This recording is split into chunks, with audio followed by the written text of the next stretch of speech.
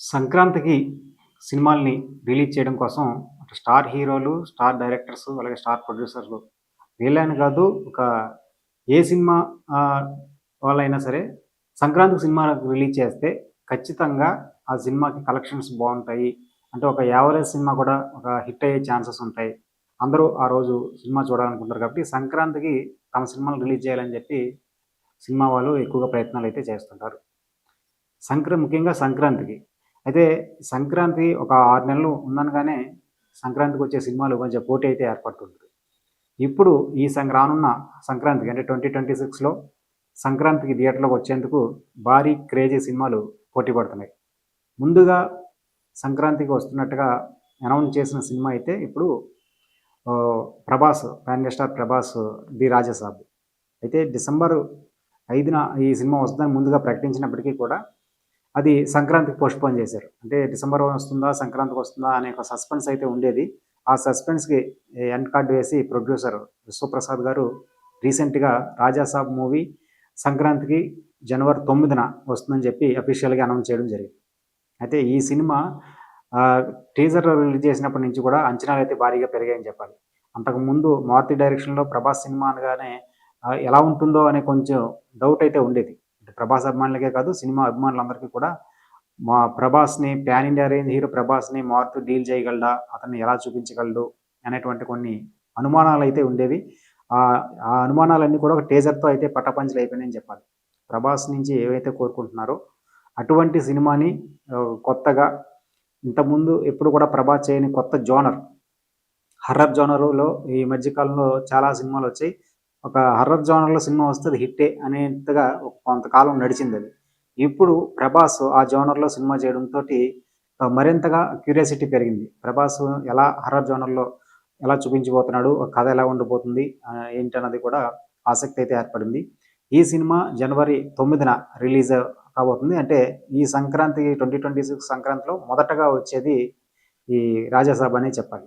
ఇక ఆ తర్వాత రానున్న సినిమా అంటే మెగాస్టార్ చిరంజీవి గారి అనిల్ రావిపూడి కాంబినేషన్‌లో వస్తున్న సినిమా.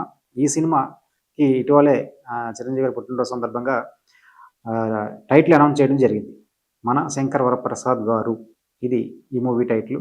శంకర్ వరప్రసాద్ అన్నది చిరంజీవి గారి అసలు పేరు. దాన్నే టైటిల్‌గా పెట్టి అంటే అందరికి వెంటనే రీచ్ అవుద్దనే ఉద్దేశంతో అనుకుంటా అదే టైటిల్‌గా పెట్టడం జరిగింది.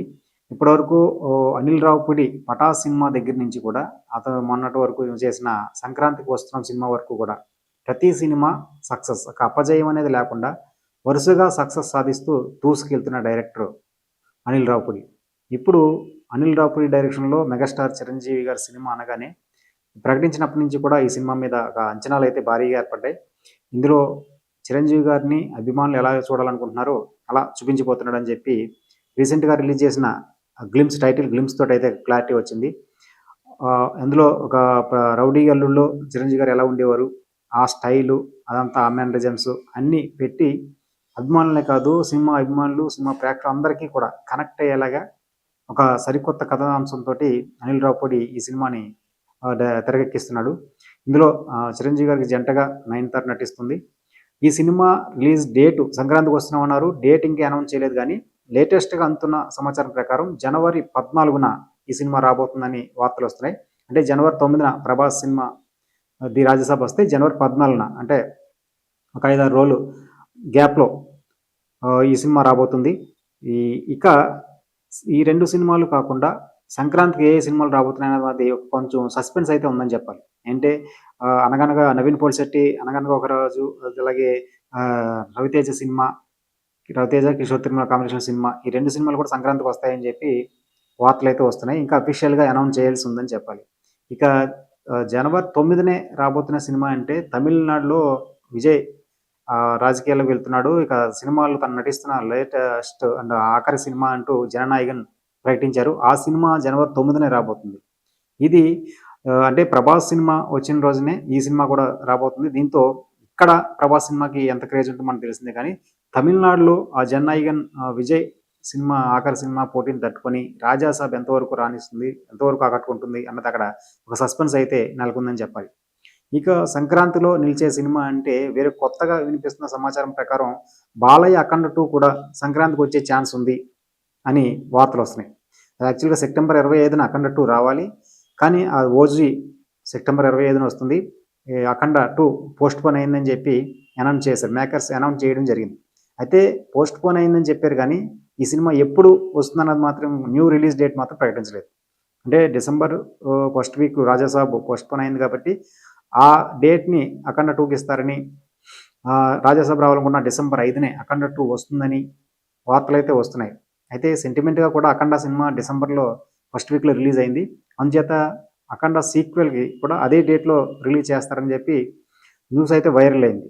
అయితే తాజాగా వినిపిస్తున్న న్యూస్ ఏంటంటే, సంక్రాంతికి వస్తే అఖండ 2కి మరింత బజ్ క్రియేట్ అవుతుంది, మరింతగా కలెక్షన్స్ వచ్చే అవకాశం ఉంటుంది. అందుచేత సంక్రాంతికి రిలీజ్ చేసే ఛాన్సెస్ కూడా ఉన్నాయని చెప్పి కొత్తగా వార్తలు వస్తున్నాయి. అంటే నిజంగా ఇదే కనుక జరిగితే ఈ సంక్రాంతికి అటు చిరంజీవి గారు, మన శంకరప్రసాద్ గారు, అలాగే బాలయ్య అఖండ 2, ప్రభాస్ సినిమాలు, ఇవి మూడాట్ల మధ్య ఒక ప్రధానమైన పోటీ ఏర్పడే అవకాశం ఉందని చెప్పాలి. అఖండ 2 బాలయ్య, బోయపాటి వీళ్ళ కాంబినేషన్లో సినిమా అంటే అది ఎప్పుడు వచ్చినా కానీ ఇప్పటివరకు చేసిన 3 సినిమాలు కూడా ఒకదాన్ని మించి మరొకటి సక్సెస్ సాధించాయి. సింహ కానీ, లెజెండ్ కానీ, అఖండ కానీ. దీంతో బాలయ్య, బోయపాటి కాంబినేషన్ అంటే అదొక షూర్ షాట్ హిట్. ఖచ్చితంగా ఈ కాంబినేషన్ వచ్చిన సినిమా హిట్టే అన్నటువంటి ఫీలింగ్ని ఆడియన్స్ అందరిలో కూడా కలిగించారు. ఇప్పుడు వీరి కాంబినేషన్లో 4వ సినిమాగా అఖండ 2 రాబోతుంది.